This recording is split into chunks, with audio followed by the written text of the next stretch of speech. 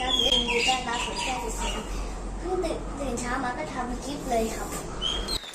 วันนี้ซึ่งจะพามาดูต้นอะไรครับเนี่ยกล้วยครับ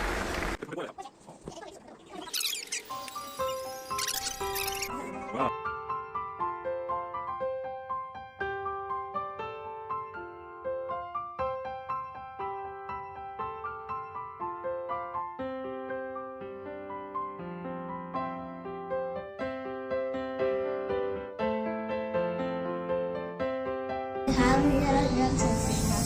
แล้วตอนนี้ผมรีวิวต้นกล้วยนะครับโอ้โหตอนนี้นี่ครับลูกเยอะเลยนะครับเนี่ยกล้วยครับจากต้นนี้เลยใช่ไหมครับใช่ครับรสชาติเป็นไงครับหวานอร่อยมันคือกล้วยอะไรครับกล้วยแคะกล้วยหอมแคะตอนที่ผมกินคือต้นกล้วยครับทุกคนจำได้นะครับ ครับผมแล้วก็วันนี้เดือดมาแล้วเดี๋ยว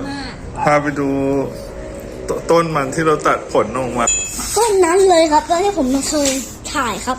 เดินนำไปเลย นี่ครับต้นนี้นี่ครับก็คือ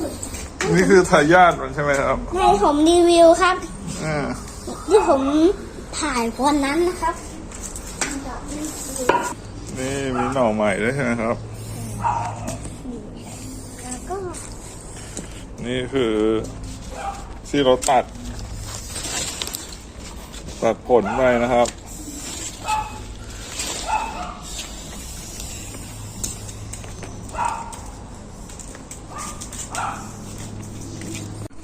นี่ครับต้นกล้วยที่คิดว่าเนี่ยคือต้นที่คุณเห็นเลยใช่ไหมครับคลิปนี้ลาไปก่อนนะครับแต่อย่าลืมกดติดตามช่องซินเชด้วยนะครับบ๊ายบาย